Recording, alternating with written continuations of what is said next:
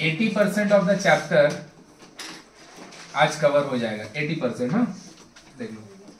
तो अगर हम लोग बात करें बॉयल्स लॉ का, पिछला दिन हम लोग जो बात किए थे उसके ऊपर थोड़ा सा हम लोग पहले एक बार क्विक रिवीजन कर ले रहे हैं कि जो चैप्टर है ना, चैप्टर का नाम है बिहेवियर ऑफ गैस। तो हम लोग ना गैस का बिहेवियर के बारे में जानने चाहें। जैसे तुम्हारा कुछ बिहेवियर होगा ना भाई, तुमको कोई चीज अच्छा लगता हो, कुछ खराब लगता होगा, तो तुम्हारा बिहेवियर है। तो गैस का भी कुछ बिहेवियर है। हम बोलेंगे कि हम सॉलिड का, लिक्विड का हेल्प ले लेंगे तुमको कोई एक पर्टिकुलर डेफिनेशन को समझाने के लिए, लेकिन जो बात यहाँ पे हो रहा है वो सिर्फ गैस पे है, इसीलिए चैप्टर का नाम ही है बिहेवियर ऑफ। उसमें से सबसे पहला जो हम लोग का प्रॉपर्टी है कि gases are compressible. Gases are compressible मतलब अगर गैस कितना भी वॉल्यूम लेके है, अगर आप उसका प्रेशर को बढ़ाते जाइएगा तो कंप्रेस होके कम हो जाएगा। कम हो जाने का मतलब पहले जितना जगह ले रहा था उससे वो। फिर गैसेस का मॉलिक्यूल्स जो होता है वो क्या होता है, लूजली पैक्ड होता है, दूर दूर होता है, जिसका वजह से गैस का मॉलिक्यूल्स का जो इंटरमॉलिक्यूलर डिस्टेंस होता है वो ज्यादा होता है। और डिस्टेंस अगर ज्यादा होगा तो इंटरमॉलिक्यूलर फोर्स जो होगा वो कम होगा। इंटरमॉलिक्यूलर फोर्स का मतलब दो मॉलिक्यूल के बीच में लगने वाला फोर्स। इंटरमॉलिक्यूलर डिस्टेंस का मतलब दो मॉलिक्यूल के बीच का कितना डिस्टेंस है। तो डिस्टेंस जो है वो ज्यादा है, फोर्स जो है वो, डेंसिटी जो होगा गैस का कम होगा। डेंसिटी जो होगा गैस का, अगर हम गैस को हीट करें तो उसका टेम्परेचर बढ़ेगा, और अगर उसका टेम्परेचर बढ़ेगा तो वो लाइटर होते जाता है। कोई भी चीज को अगर हम हीट करेंगे तो वो लाइटर होगा। जो चीज लाइटर होगा वो और क्या होगा, फैलेगा। तो गैस का मॉलिक्यूल को अगर हम हीट करेंगे तो वो और क्या होगा, वॉल्यूम में बढ़ेगा। बोलो क्लियर है। तो गैसेज आर कंप्रेसिबल का ऊपर ही हम लोग का बॉयल्स लॉ था। तो बॉयल्स लॉ भैया बोला क्या, बॉयल्स भाई साहब एक साइंटिस्ट है, लॉ का मतलब एकदम शुद्ध वचन, सत्य वचन, कुछ उसमें गलती नहीं है। तो भैया बॉयल्स भाई साहब बोला क्या, बॉयल्स भाई साहब बोला कि किसी भी गैस का अगर आप प्रेशर को बढ़ाओगे तो उसका वॉल्यूम, प्रेशर को बढ़ाओगे तो उसका वॉल्यूम, और गैसेस का प्रेशर को अगर रिलीज कीजिएगा तो उसका वॉल्यूम घट जाएगा। ऐसा तभी होगा, प्रेशर बढ़ाएंगे वॉल्यूम घटेगा, वॉल्यूम घटेगा प्रेशर। ऐसा तो ही होगा जब आपका मास और टेम्परेचर, अगर आप मास और टेम्परेचर को कांस्टेंट नहीं रख पाए किसी गैस का, तो बॉयल्स भाई साहब से ये उम्मीद छोड़ दीजिए कि उसका जो बात था वॉल्यूम और प्रेशर एक दूसरे के साथ, ये एप्लीकेबल ही नहीं है। ये तभी एप्लीकेबल होगा जब गैस का आप टेम्परेचर को और उसका मास को आप कांस्टेंट रखें। बोलो कोई तकलीफ। तो इसी के ऊपर हम लोग का बॉयल्स लॉ था। क्या था भैया, volume of the given mass, given mass का मतलब constant mass of a dry gas, volume of the given mass of dry gas मतलब सूखा gas, is inversely proportional to its pressure at constant temperature। यही बात हम लोग Boyle's law में पढ़े थे। बॉयल्स भाई साहब क्या बोला कि वॉल्यूम और प्रेशर दोनों एक दूसरे के साथ तब जब आपका मास और टेम्परेचर। तो यहीं से हम लोग का V प्रोपोर्शनल लिया आया था, इसको हम लोग सॉल्व किए थे, सॉल्व मारे तो PV इक्वल टू कांस्टेंट आया था। यहाँ से न्यूमेरिकल के लिए फॉर्मूला बनाए थे P1 इक्वल टू P2। किसी को कोई तकलीफ नहीं है। जिसमें से P1 को बोलते हैं इनिशियल प्रेशर, P2 को बोलते हैं फाइनल प्रेशर, P1 को बोलते हैं इनिशियल वॉल्यूम, V2 को बोलते हैं फाइनल। इतना ही हम लोग बोले थे और इसके ऊपर हम लोग ढेर सारा न्यूमेरिकल बनाए थे। और हम बोले थे कि कभी भी कोई भी डेटा अगर देख के समझ में ना तो उसका यूनिट से उसको पहचान लो, उसका यूनिट से उसको पहचान लो कि अगर किसी का माथा में सेंटीमीटर क्यूब है, अगर किसी का माथा में सेंटीमीटर क्यूब है तो वॉल्यूम ही होगा। अगर किसी डेटा के साथ ATM लिखा है, किसी डेटा के साथ ATM तो प्रेशर होगा। अगर किसी के साथ mm of Hg लिखा है, cm of Hg लिखा है, टॉर लिखा है, पास्कल लिखा है, न्यूटन पर मीटर स्क्वायर लिखा है, ये सब प्रेशर होगा। क्लियर है ना। वॉल्यूम होगा तो लीटर होगा, मिली लीटर होगा, सेंटीमीटर क्यूब होगा, डेसीमीटर क्यूब होगा, किलोमीटर क्यूब होगा, व्हाटएवर इट इज। क्यूब है इतना हम लोग पढ़े थे बॉयल्स लॉ में। अब हम लोग चार्ल्स लॉ ऐसे पढ़े जैसे पिछला दिन चार्ल्स लॉ का बात ही नहीं हुआ। क्लियर है। तो चार्ल्स लॉ क्या बोला भैया, चार्ल्स भाई साहब एक साइंटिस्ट था और वो गैस का टेम्परेचर और वॉल्यूम के लिए, टेम्परेचर और वॉल्यूम के रिलेशन दिया। जैसे बॉयल्स भाई साहब आपको टेम्परेचर, वॉल्यूम और प्रेशर के लिए रिलेशन दिया है ना, चार्ल्स भाई साहब जो था वॉल्यूम और प्रेशर का रिलेशन, चार्ल्स भाई साहब जो था वो आपको वॉल्यूम और टेम्परेचर का रिलेशन दिया। हमको पता है किसी भी चीज को अगर हम गर्म करते हैं वो लाइटर होता है, और अगर वो लाइटर होगा, हल्का होगा तो वो फैलेगा। किसी भी चीज को अगर आप हम बोले थे पिछला दिन भी, फिर से एक बार बोल रहे हैं कि सन से जो रेज आता है वो सबसे पहले पता है अर्थ का सरफेस को हीट करता है by the process of radiation. By the process of radiation, the ray of light or the heat from the sun, first it will come to the surface of the earth. और surface of the earth को फिर क्या करता है, गर्म करता है। तो अगर surface of earth गर्म होगा तो उसका साथ जो एयर अटैच है वो भी गर्म होगा, और वो गर्म होने से कोई भी चीज हल्का होता है, लाइटर होता है। और अगर लाइटर होगा तो भैया उसका मॉलिक्यूल का काइनेटिक एनर्जी बढ़ेगा, फिर वो फैलना चाहेगा। हल्का हो गया, फैलना चाहेगा तो धीरे धीरे ऊपर चल जाएगा। और नीचे का एयर अगर ऊपर चल गया, क्योंकि वो हल्का हो गया, तो नीचे खाली थोड़ी हो जाएगा। ऊपर का जो हेवी एयर है, तो जो ठंडा होगा वो नीचे आएगा, फिर वो भी गर्म हो जाएगा, फिर वो ऊपर जाएगा। तो तुम सोच के देखो, जो गैस खाली अर्थ का सरफेस तक ही था, अब वो पूरा एटमॉस्फेयर का पार्ट बढ़ गया, तो उसका वॉल्यूम बढ़ा कि घटा? मतलब अगर हम गैस का टेम्परेचर को बढ़ाएंगे तो उसका वॉल्यूम बढ़ेगा। अगर गैस का टेम्परेचर को तो उसका वॉल्यूम, ये बात हम नहीं बोले, ये बात चार्ल्स भाई साहब बोला कि किसी भी गैस का अगर आप प्रेशर, किसी भी गैस का अगर आप प्रेशर और मास, ये दो चीज को अगर आप कांस्टेंट रख पाइएगा, अभी हम समझाएंगे, किसी भी गैस का अगर आप प्रेशर और मास, ये दो चीज को अगर आप कांस्टेंट रख पाओगे तो फिर आपका टेम्परेचर बढ़ाने से गैस का वॉल्यूम बढ़ेगा, टेम्परेचर घटाने से गैस का वॉल्यूम घटेगा। तो बोलेगा सीधा सीधी आप क्या बोलना चाह रहे हैं, वॉल्यूम और टेम्परेचर डायरेक्टली प्रोपोर्शनल है? हाँ है, लेकिन चार्ल्स भाई साहब ये वाला बात को दो तरीके से बोला। एक डायरेक्टली प्रोपोर्शनल वाला भी स्टेटमेंट बोला, और एक चार्ल्स लॉ में वो दूसरा तरीके से भी बोला। तो चार्ल्स भाई साहब क्या बोला कि अगर किसी भी गैस का जो भी वॉल्यूम है 0 डिग्री सी पे, किसी भी गैस का जो भी वॉल्यूम है 0 डिग्री सी पे, अगर आप उसका टेम्परेचर 1 डिग्री सी बढ़ाइएगा तो उसका वॉल्यूम जितना भी 0 डिग्री सी पे था उसके रिस्पेक्ट में 1/273 बढ़ जाएगा। और अगर आप अपना गैस का टेम्परेचर को 1 डिग्री सी घटाइएगा तो जो भी उसका वॉल्यूम 0 डिग्री सी पे था उसके रिस्पेक्ट में 1/273, मतलब बढ़ेगा तो जरूर, 1/273 पार्ट भी बढ़ेगा, लेकिन 1/273 पार्ट जो उसका वॉल्यूम बढ़ेगा वो 0 के रिस्पेक्ट में। बोलेगा क्या बोले, कुछ हजम नहीं हुआ। चार्ल्स भाई साहब बोला कि अगर किसी गैस का वॉल्यूम 0 डिग्री सी पे, अगर सपोज 20 लीटर है 0 डिग्री सी पे, आप गैस का टेम्परेचर को गर्म करके, गैस कोई गैस है जिसका मास और प्रेशर कांस्टेंट है, इतना मान लिया, मास और प्रेशर कांस्टेंट है। अगर किसी भी गैस का मास और प्रेशर कांस्टेंट है, किसी भी गैस का मास और प्रेशर, तो 0 डिग्री सी पे उसका जो भी वॉल्यूम है, अगर आप उसका टेम्परेचर को बढ़ा दीजिएगा, उसका लिए क्या कीजिएगा, हीट प्रोवाइड कीजिएगा, गैस को हीट दीजिएगा, गर्म हो जाएगा, गर्म होकर अगर 1 डिग्री अचीव कर लेगा तो जो भी उसका वॉल्यूम 0 डिग्री सी पे था उतना तो मेरा भैया रहेगा, लेकिन थोड़ा बढ़ जाएगा। कितना बढ़ेगा, 1/273 पार्ट।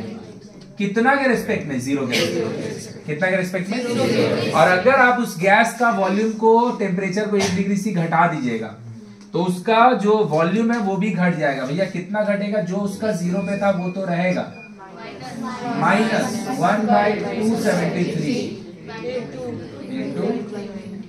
मतलब जो भी उसका इनिशियली 0 डिग्री सी पे वॉल्यूम था, 1 डिग्री सी टेम्परेचर बढ़ाने से जो था 0 पे वो तो है, उसका साथ 1/273 पार्ट इंक्रीज हो जाता है। और अगर 1 डिग्री सी टेम्परेचर घटाइएगा तो 1/273 पार्ट कितना था, 0 डिग्री सी पे जो वॉल्यूम है उसके रिस्पेक्ट में 1/273 पार्ट घट जाएगा। और अगर भैया ये वाला चीज अगर आप 2 कर दीजिएगा तो 2/273 बढ़ जाएगा। अरे एक का लिए 1/273 बढ़ा और एक का लिए और 1/273 बढ़ा, तो एक्चुअल में कितना बढ़ गया, 2/2/73। तो भैया अगर इनिशियल वॉल्यूम अगर 100 लीटर होता तो 100 के रिस्पेक्ट में बढ़ता घटता, 100 के रिस्पेक्ट में, मतलब जो भी 0 डिग्री सी पे किसी भी गैस का वॉल्यूम होगा, आप जो स्टेटमेंट चाहते हैं वो स्टेटमेंट हम बोलेंगे। आप कौन सा स्टेटमेंट चाहते हैं कि वॉल्यूम और प्रेशर, वॉल्यूम और टेम्परेचर दोनों एक दूसरे के साथ हमको देंगे, क्योंकि कोई भी चीज को अगर गर्म कीजिएगा, कोई भी गैस को अगर गर्म कीजिएगा, गर्म करने से वो लाइटर होगा, लाइटर होगा तो फैलेगा, फैलेगा तो उसका वॉल्यूम, फैलेगा तो उसका वॉल्यूम। तो तुम चाहता है वॉल्यूम और टेम्परेचर में डायरेक्ट रिलेशन हो, हम वो रिलेशन देंगे। ये भी वही बात को इंडिकेट कर रहा है। देखो ना, टेम्परेचर बढ़ा, जो भी 0 डिग्री पे था, अरे इसका कुछ भी तो मैग्नीट्यूड होगा कि नहीं होगा, और इसका कुछ भी मैग्नीट्यूड होगा, अगर वो 20 के साथ ऐड हो जाए तो वो 20 से बढ़ जाएगी, घट जाएगा। अरे भाई इसका कुछ तो मैग्नीट्यूड होगा, तो आप 0 से -1 पे चल गए तो टेम्परेचर घटा ना, तो ये जो 20 से इसको माइनस कीजिएगा, जो भी रिजल्ट आएगा 20 से कम आएगी, ज्यादा आएगा। तो देखो टेम्परेचर घट रहा है, वॉल्यूम घट रहा है, टेम्परेचर बढ़ रहा है, वॉल्यूम बढ़ रहा है, बट डायरेक्टली प्रोपोर्शनल हम वो चीज नहीं कर रहे हैं। तो क्या बोला है भैया, देख लो, तो बॉयल्स भाई साहब का फॉर्मूला लॉ हम लोग जान लिए हैं। अब चार्ल्स भाई साहब का लॉ हम लोग जान रहे हैं। Pressure remaining constant, pressure constant होना चाहिए भाई। जो लोग वीडियो देख रहे हैं लोग पार्ट 1 पहले जरूर देख लेना। Pressure remaining constant, the volume of the given mass of dry gas increases or by the fraction 1/273 of its volume at, मतलब जो बढ़ेगा या घटेगा वो कितना के रिस्पेक्ट वाला, 0 डिग्री पे कितना उसके रिस्पेक्ट में। For each degree increase, each मतलब 1 और डिक्रीज इन टेम्परेचर, मतलब आपका 0 पे जो भी वैल्यू है उसका 1/273 पार्ट बढ़ जाएगा, उसका 1/273 पार्ट बढ़ जाएगा जब टेम्परेचर 1 डिग्री सी बढ़ेगा, और जो भी आपका 0 डिग्री सी पे वॉल्यूम है उसका 1/273 पार्ट घट जाएगा जब आपका टेम्परेचर 1 डिग्री सी। तो what is this law? The volume of the at constant pressure, पहले कांस्टेंट प्रेशर वर्ड सबसे ज्यादा जरूरी, at constant pressure the volume of the given mass of gas, वो लोग ड्राई गैस खाली बोल रहे, सूखा गैस है। The volume of the given mass of gas, volume increases और decreases, increases by the fraction 1/273, by the fraction 1/273 of its volume at for each degree rise. तो increases कब होगा? जब ईच डिग्री इंक्रीज होगा। Decreases कब होगा? जब each degree, बोलो आया कि ऊपर से गया। तो volume of the given mass of gas increases और decreases by the fraction 1/273 of its volume at for each degree rise और फॉल ऑफ टेम्परेचर। बोलो आया कि पूरा ऊपर से गया। So this is the Charles law का स्टेटमेंट। अब जो तुम चाहता था वो बात हम तुमको बोलने जा रहे हैं। जो हम आपको रिलेशन दिए हैं कि 0 डिग्री सी के रिस्पेक्ट में 1/273 बढ़ेगा, 1/273 घटेगा, ये वाला जब आप बात कर रहे होंगे तो आपका जो टेम्परेचर होगा डिग्री सी में होगा। टेम्परेचर मापने का 3 स्केल है, डिग्री सी, केल्विन और फ़ारेनहाइट। तो ये वाला जो आप टेम्परेचर का बात कर रहे हैं 1/273 वाला रिलेशन, ये रिलेशन किसके लिए है?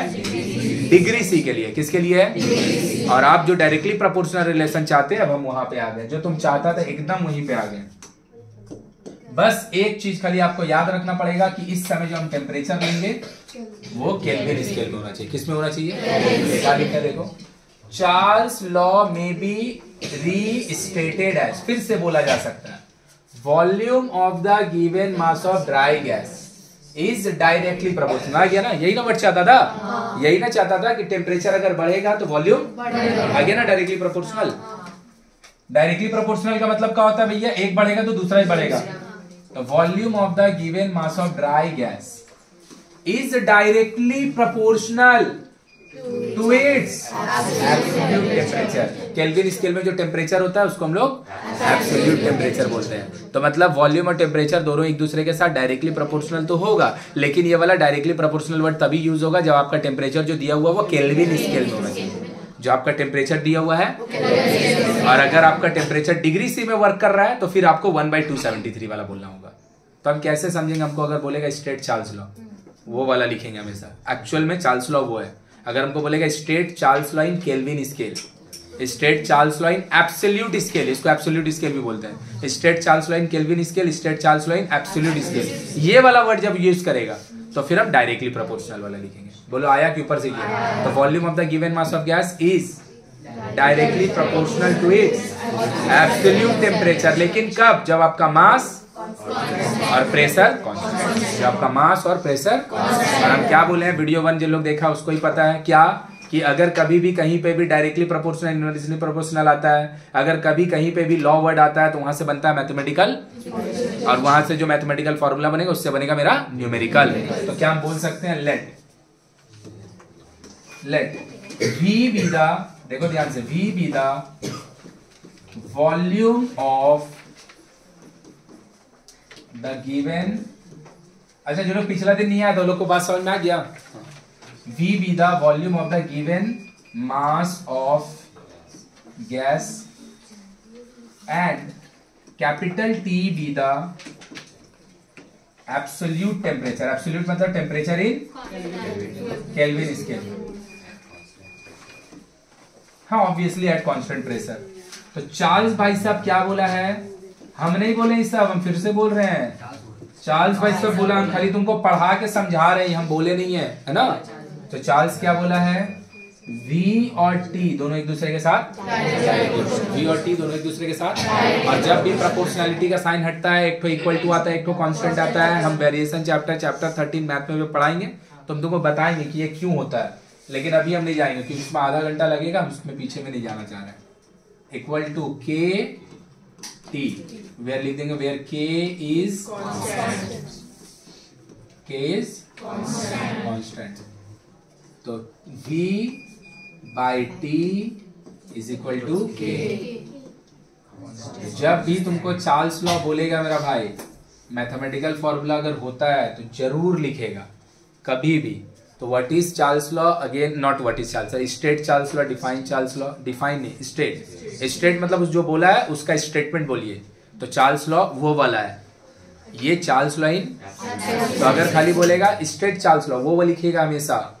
तो वो वाला क्या था, the volume of the given mass of gas increases और decreases by the fraction 1/, of its volume at for each degree rise और फॉल ऑफ टेम्परेचर। हिंदी में पाती 0 डिग्री सी पे जितना भी वॉल्यूम होगा, 1 डिग्री सी अगर टेम्परेचर बढ़ेगा तो 0 डिग्री सी वाला वॉल्यूम का 1/273 पार्ट बढ़ जाएगा, और 0 डिग्री सी वॉल्यूम वाला का 1/273 पार्ट कब, जब 1 डिग्री बढ़ेगा तो बढ़ जाएगा, 1 डिग्री घटेगा तो।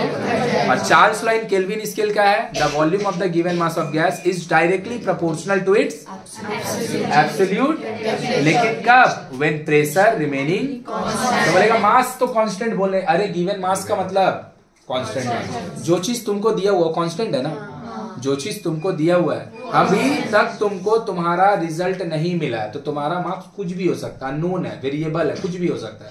जब तुम्हारा रिजल्ट तुमको मिल गया है, you have a given result, तुमको रिजल्ट दे दिया गया, तो तुम्हारा सब मार्क्स तो फिक्स ना हो गया। नहीं समझ में आया, क्यों बदल जाएगा, है ना। तो जो चीज दे देता है वो हमेशा क्या होता है। तो यहाँ पे जो कांस्टेंट लिखे हैं हम के, यहाँ पे जो कांस्टेंट लिखे हैं, पता है यहाँ पे ये कौन है, या तो मास या तो प्रेशर, या तो मास या तो प्रेशर, है ना। तो मेरे से पूछता भी है, what are the constant in, what are the constant in Charles law, mass of the gas and pressure of the gas, and what is the constant in Boyle's law, mass of the gas and temperature of the gas, mass of the gas. 4 जन का बात हो रहा है, मास, volume, temperature, pressure. जो 2 जन का relation का बात होगा, उसके अलावा 2 जन। बोलो कोई तकलीफ है। तो पिछला दिन हम लोग यहीं तक लिखे थे ना, Charles law in Kelvin scale, उसी के नीचे यहाँ से लेके यहाँ तक लिख लो। अब न्यूमेरिकल बनाएंगे, यहाँ से न्यूमेरिकल का फॉर्मूला बनाएंगे ना, लिखा गया। Charles law in absolute scale लिखे, अब इसका मैथमेटिकल फॉर्मूला देखो, हटा रहे हैं। If volume changed to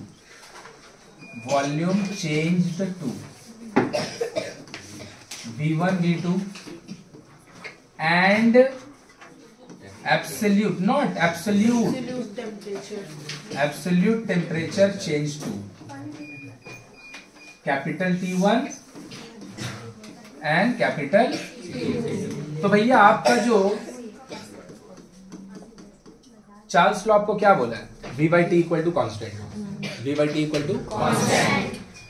V को अगर आप चेंज कर दीजिएगा, V1 T को अगर आप चेंज कर दीजिएगा, कांस्टेंट का भी चेंज होगा, वो तो फिक्स डेटा है। वॉल्यूम का आप चेंज कर दीजिएगा, V2 T, टेम्परेचर को चेंज कर दीजिएगा, आया क्या, के ऊपर से गया, तो ये भी K का बराबर है, ये भी K का बराबर है। तो हम बोल सकते हैं दोनों आपस में V1 by V2 equal to V1 by T2। Obviously 1 वाला जो होगा वो होगा इनिशियल वॉल्यूम, फाइनल वॉल्यूम, और 2 वाला जो होगा फाइनल। तो V1 is initial volume, V2 is final volume, T1 is initial temperature. मतलब पता आप बोलना क्या चाह रहे हैं कि चार्ल्स लॉ का आपका न्यूमेरिकल का जो फॉर्मूला आ रहा है ना, वो डायरेक्ट चार्ल्स लॉ वाले से नहीं आ रहा है, Charles law in absolute scale वाले से आ रहा है। चार्ल्स लॉ इन मतलब ना भैया, आपका जो न्यूमेरिकल बनेगा ना चार्ल्स लॉ का, उसका सबसे पहला पहचान तो ये होगा कि क्वेश्चन में कहीं ना कहीं pressure remaining constant word adjust करेगा ही करेगा। लेकिन जो आपका प्रेशर दिया होगा, टेम्परेचर दिया होगा ना, अगर वो डिग्री सी में दिया है तो आपका न्यूमेरिकल बनेगा ही नहीं। आपको उसको पहले डिग्री सी से केल्विन में ले आना पड़ेगा। डिग्री सी से, देखिए फॉर्मूला बना ही केल्विन स्केल के लिए, तो आपको पहले डिग्री सी से उसको केल्विन में, और केल्विन में ले जाके फिर आप उसको न्यूमेरिकल को बना लीजिए। और अगर आपका टेम्परेचर केल्विन में ही दिया है तो डायरेक्ट यूज कीजिए। नहीं समझ में आया मेरा बात? अगर आपका टेम्परेचर केल्विन में दिया तब तो डायरेक्ट पुटिंग गेटिंग खेलिए, लेकिन अगर आपका पहले टेम्परेचर डिग्री सी में दे दिया तो ये बोले ना हम नहीं बनाएंगे, मेरे पास फॉर्मूला नहीं है। नहीं, डिग्री सी से केल्विन का कन्वर्सन है, वो हम सिखा दे रहे हैं। तो टेम्परेचर को हम डिग्री सी वाले को केल्विन में लेके जाएंगे, फिर न्यूमेरिकल बना लेंगे, और फिर वापस आते समय उसको वापस से डिग्री सी में कन्वर्ट। तो केल्विन में अगर न्यूमेरिकल बनेगा, दिया है डेटा केल्विन में, तो डायरेक्ट पुटिंग। लेकिन अगर डिग्री सी में दिया है तो पहले केल्विन में उसको चेंज करेंगे, फिर उसका न्यूमेरिकल बनाएंगे, और फिर रिटर्न आते समय हम उसको दोबारा। बोलो क्लियर है ना? तो क्या है भैया, अब इसका अंदर फिर से डेप्थ है, वो डेप्थ में हमको जाना नहीं है। कभी भी कोई भी temperature, any temperature if given दिया हुआ है इन सेल्सियस स्केल, सेल्सियस को हम लोग डिग्री सी बोलते हैं, सेल्सियस। तो क्या करेंगे, अगर डिग्री सी में कोई टेम्परेचर दिया है, आप उसके साथ 273 ऐड कर दो, तो फिर ये आपका जो पूरा डेटा है ये केल्विन में चल जाएगा। किसमें चल जाएगा? सीधा सीधी हिंदी में बोले तो डिग्री सी वाले को, like it is 10 degree C, मेरा पास कोई एक टेम्परेचर है which is in degree C में, न्यूमेरिकल इसमें बनता ही नहीं है। तो डिग्री सी वाले टेम्परेचर को अगर आपको केल्विन में लेके जाना है, अब इसका रीजन वगैरह है, वो रीजन मेरा कोई काम का है नहीं, तो हम उसमें जा भी नहीं रहे। तो मतलब 10 degree C is actually 283 Kelvin. और अगर आपका कोई टेम्परेचर केल्विन में दिया है तब तो डायरेक्ट ही बन जाएगा। लेकिन तब भी अगर आप उसको कन्वर्ट करना चाहते हैं कि भैया केल्विन में है, हम उसको डिग्री सी में लाते हैं, तो भैया अगर कोई टेम्परेचर केल्विन में दिया है, किस में दिया है? किसमें दिया है? आप उससे 273, तो वो वापस से, मतलब सीधा सीधे आप क्या बोलना चाह रहे हैं? हाँ, हम बोलना चाह रहे हैं कि अगर कोई टेम्परेचर 300 केल्विन दिया है, कितना दिया है? और आप उसको डिग्री सी में कन्वर्ट करना चाह रहे हैं, तो 300 से, तो ये जो डेटा है चल जाएगा। तो डिग्री सी से केल्विन जाने के लिए 273 आया, केल्विन से डिग्री सी आने के लिए न्यूमेरिकल अगर डिग्री सी में दिया है तो नहीं बनेगा, पहले उसको केल्विन में लेके जाएंगे फिर ये न्यूमेरिकल करेंगे। क्योंकि डिग्री सी वाला जो 1/273 पार्ट वाला जो स्टेटमेंट है चार्ल्स लॉ का, उससे कोई न्यूमेरिकल का लिए फॉर्मूला बना ही नहीं है। वो किससे बना? चार्ल्स लाइन केल्विन स्केल वाला से बना है। पूरा बात क्लियर है? तो अगर कोई टेम्परेचर डिग्री सी में है, किसमें है बाबू? केल्विन में ले आने के लिए 273 ऐड कर देंगे, और अगर केल्विन में है डिग्री सी में लाने के लिए 273 न्यूमेरिकल। चलो देख लो, तो हम लोग का जो फॉर्मूला बना क्या बना? P1/T1 equal to V2/T2। Temperature किसमें होना चाहिए?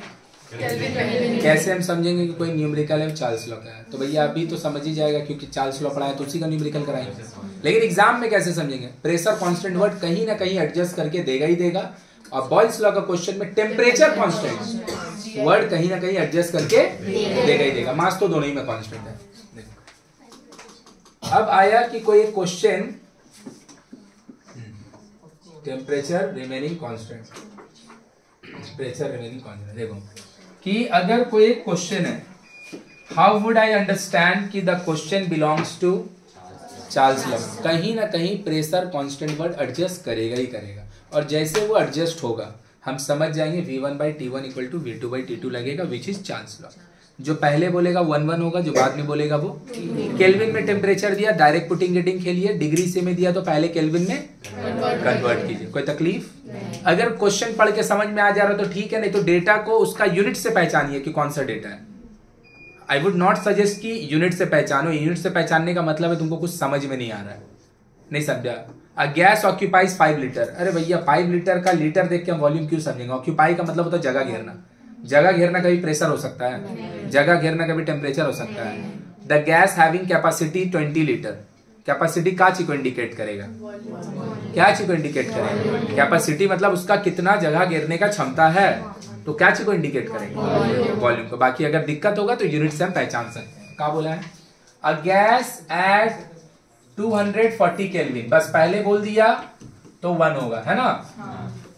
इज हीटेड, उसको अपन लोग गर्म किए, कब तक? जब तक उसका टेम्परेचर लो भैया। तो बोल रहे हैं गैस है जिसका टेम्परेचर 240 केल्विन है, आप उसको गर्म कर रहे हो, और गर्म करते करते उसका टेम्परेचर कहां रीच कर गया? 127 डिग्री सी।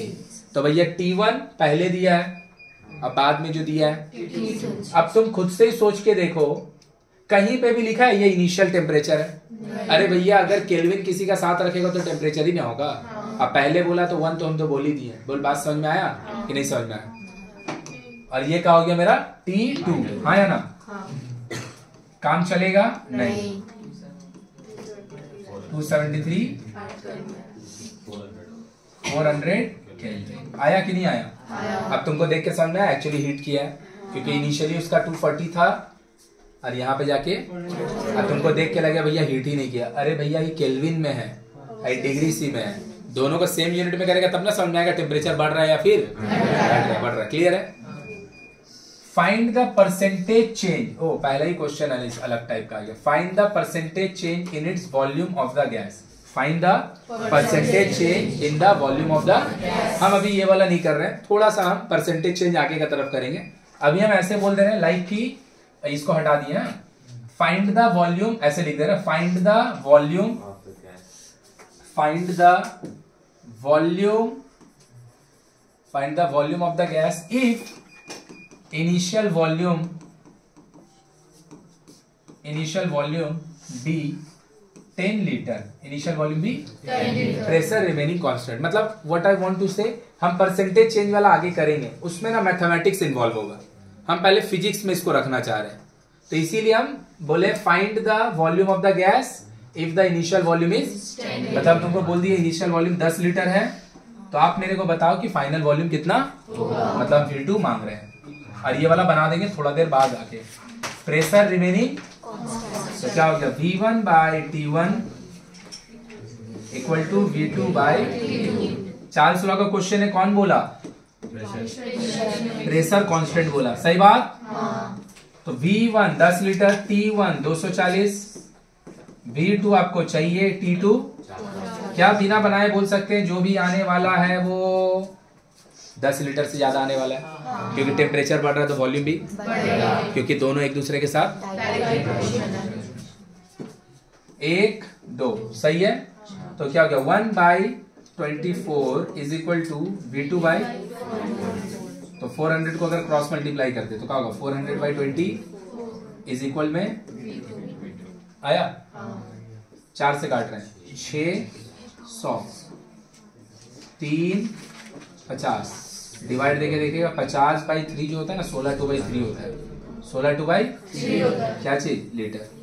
16/2/3 बोलो, आया कि बाउंसर किया? आया कोई दिक्कत है? चार्ल्स लॉ का न्यूमेरिकल क्लियर है? चार्ल्स लॉ का डेटा क्लियर है? न्यूमेरिकल कैसे बनेगा? केल्विन स्केल में। अगर दिया है तो डायरेक्ट यूज करो, और नहीं तो पहले उसको बिना कुछ पढ़े एक बार में बोल दिए। किसी को तकलीफ? चलो आगे बढ़ते हैं। बोल रहा है certain amount of gas occupy a volume of 0.4 litre at 70 degree C. Volume इसका कितना है? और उस समय उसका टेम्परेचर कितना है? 17 डिग्री सी। काच चलवे ना, तो ये हो गया 290। किसी को दिक्कत? किसी को दिक्कत? To what temperature should it be heated? कितना टेम्परेचर तक इसको हीट किया? क्या मांग रहा है? टेम्परेचर मांग रहा है। अरे भैया तो इनिशियल दे दिया तो फाइनली ना मांगेगा।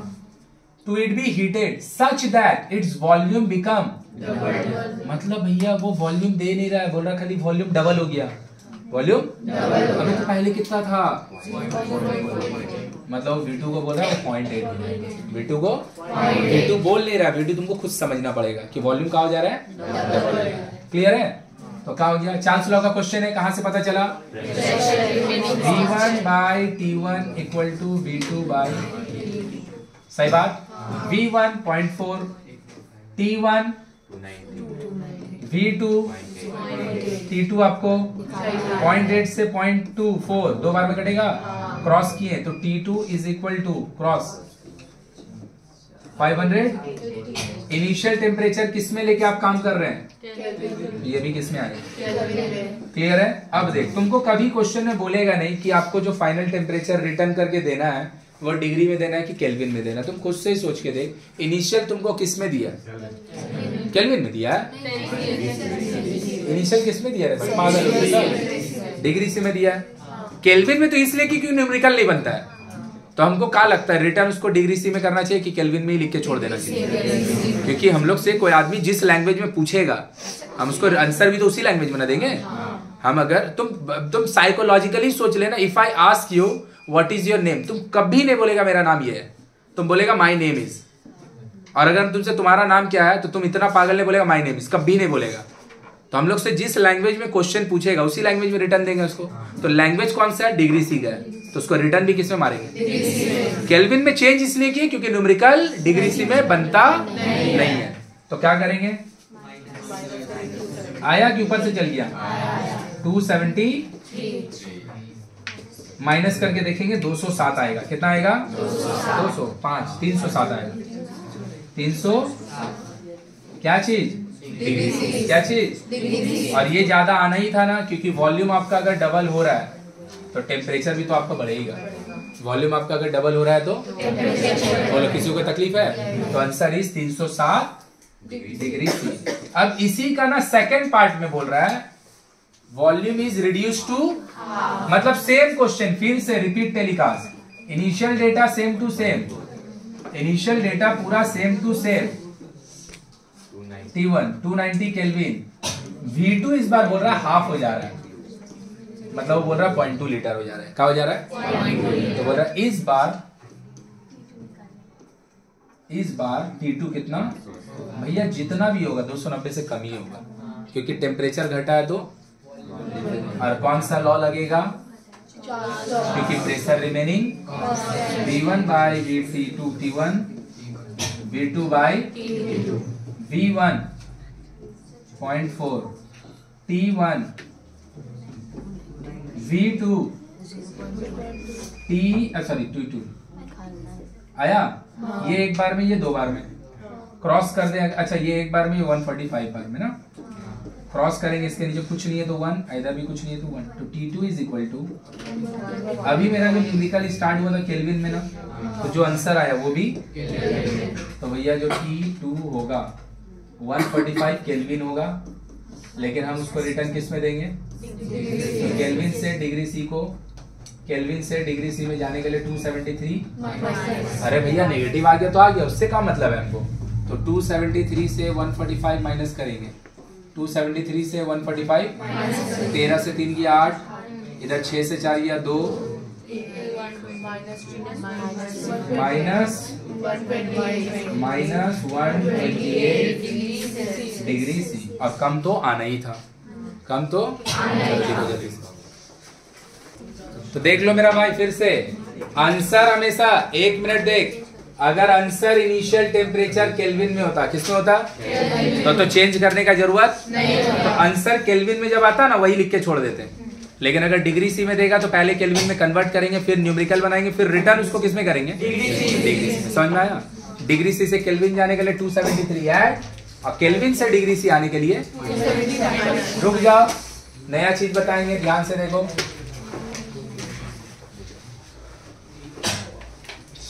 गिवन मास ऑफ गैस इतना इतना इतना, अच्छा आ गया कंबाइंड लॉ, प्रेशर। चलो देखो ध्यान से देखो, एक न्यूमेरिकल और बनाएंगे फिर कंबाइंड लॉ में मूव करेंगे। रुक जाओ, एक या दो न्यूमेरिकल और बनाएंगे फिर कंबाइंड लॉ में मूव करेंगे। बोल रहा है a gas occupies 500 centimetre at STP, बहुत बढ़िया, एट एसटीपी। चलो एसटीपी का फुल फॉर्म स्टैंडर्ड टेम्परेचर, बात नहीं कर, standard temperature and pressure, standard temperature and pressure. Standard temperature and pressure.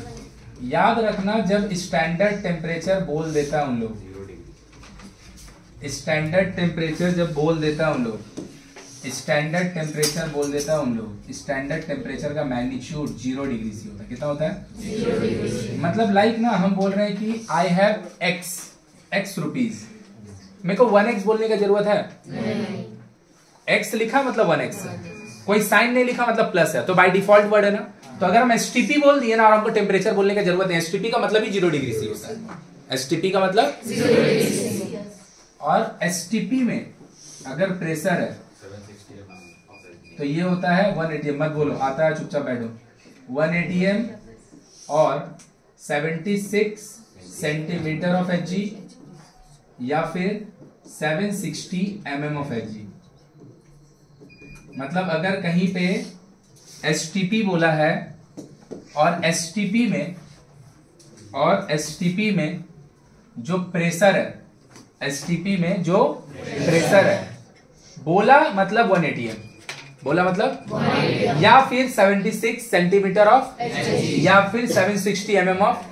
तो तुम सोच के देख, अगर STP बोला और उसमें प्रेशर का ये भी मतलब है, ये भी मतलब है, ये भी मतलब है, तो क्या इनडायरेक्टली मतलब ये तीनों चीज सेम है? मतलब 1, तभी ना तीनों एक साथ दिखा रहा है।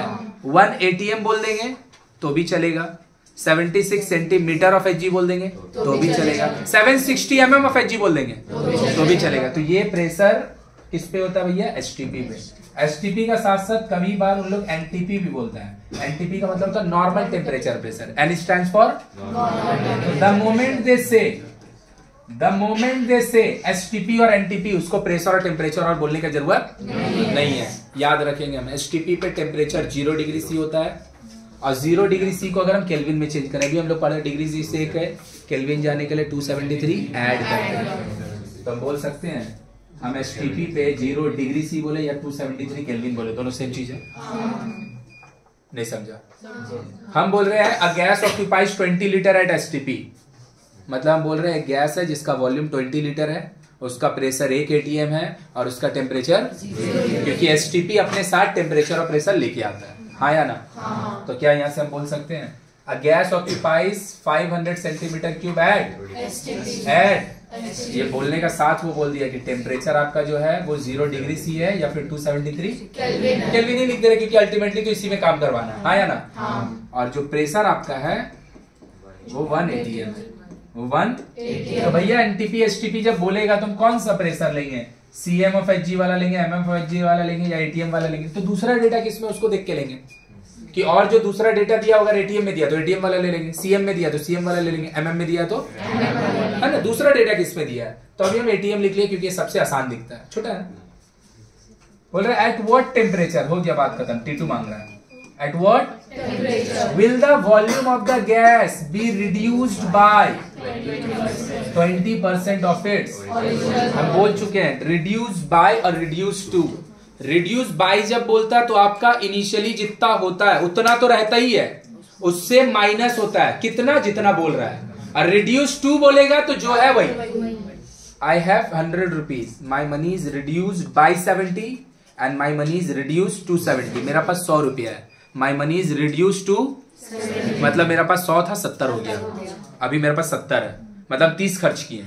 And my money is reduced by 70, मतलब मेरे पास 100 रुपया है, 70 हम खर्चा किए हैं, 30 है। तो जब रिड्यूस टू बोलेगा जो बोलेगा वही, जब रिड्यूस बाय बोलेगा तो इनिशियल से माइनस करेंगे। रिड्यूस बाय बोला है ना, तो वॉल्यूम लिखे, इनिशियली कितना है मेरा भाई, बाय बोला है ना, कितना ऑफ ओरिजिनल, ओरिजिनल कितना है, ओरिजिनल को इनिशियल भी बोल सकते हैं ना। तो 500 माइनस 20 बाई 100 इंटू में, सही बात, ये 2 जीरो से 2 जीरो कट जाएगा तो कितना हो गया 100, 500 से 100 घटा, मतलब पता है वो फाइनल वॉल्यूम को 400 सेंटीमीटर क्यूब बोलने का बजाय लैंग्वेज देके तुमसे खुद निकलवाना चाह, हाँ या ना? हाँ। कोई तकलीफ नहीं। तो हमसे ये मांग रहा है, ये दिया है, बोल रहा है प्रेशर बीइंग कांस्टेंट। तो मतलब प्रेशर बीइंग कांस्टेंट का मतलब क्या? अगर STP बोला, पहले अगर 1 atm था अरे प्रेशर कांस्टेंट है तो पहले अगर 1 atm होगा तो अभी भी तो इसका मतलब क्या, इसको लिखिए चाहे नहीं लिखिए, एक ही बात है। तो चेंज होगा तो ना लिखेंगे। तो भैया आप लिखे क्यों, क्योंकि वहां पे एसटीपी बोला था ना, तो इसीलिए पहले लिख दिए, पहले हम अब फिर बोला प्रेशर कांस्टेंट है तो पहले भी उतना ही था, मतलब क्वेश्चन किसका है, P1 और P2 दोनों इक्वल है, उसको लिखो चाहे नहीं लिखो, बात पक्का। V1 by T1 equal to आया, V1 500, T1 V2 T2 चाहिए, 20 क्रॉस मारेंगे तो 5T2 is equal to cross multiply 273 into 4, तो T2 इज इक्वल टू ये दोनों का प्रोडक्ट बाई 5, ये दोनों का प्रोडक्ट बाई 5, ये दोनों मल्टीप्लाई करें, ये दोनों का जो प्रोडक्ट होगा 1092 होगा, क्या होगा 1092। अब इसको हम 5 से डिवाइड अगर दे दें, 5 1092, 2 बार पकड़ेगा 10, 9, एक बार पकड़ेगा 5, 4, 2, 8 बार पकड़ेगा 40, 2 आ गया, तो कितना आ गया 218 पॉइंट। लेकिन किसमें पता है, किसमें पता है, और ये वाला को ना अगर आप केल्विन में भी छोड़ दीजिएगा ना तो आपको कोई गलती नहीं होगा, पता है क्यों, क्योंकि इनिशियल वाला में वो टेम्परेचर बोला ही नहीं है, वो एसटीपी बोला है, एसटीपी पे टेम्परेचर 0 भी होता है, और तो हम 273 वाला लिखे, हम 273 में रिटर्न दे दिए, नहीं समझ में आया। अगर बाकी हम अगर इसको डिग्री से करना चाहते हैं तो इससे 273, तो क्या एसटीपी का मीनिंग क्लियर हुआ। व्हेन एवर आई से STP standard temperature and pressure, जब एसटीपी बोलेगा उसको टेम्परेचर और प्रेशर बोलने का कोई जरूरत नहीं है। स्टैंडर्ड टेम्परेचर का वैल्यू होता है 0 डिग्री या 273 केल्विन, और स्टैंडर्ड प्रेशर का value 1 atm 76 cm of Hg या फिर 760। यहाँ से हमको एक चीज और पता चला कि तीनों डेटा जो होता है ये इक्वल है, ये तो इक्वल होता है हम जानते ही हैं, है ना। बाउंसर गया, एसटीपी को हम लोग दूसरा नाम आराम से अच्छा से लिखो, नोट डाउन। चलो हम लोग करते हैं कंबाइंड लॉ, लिखो द कंबाइंड फॉर्म ऑफ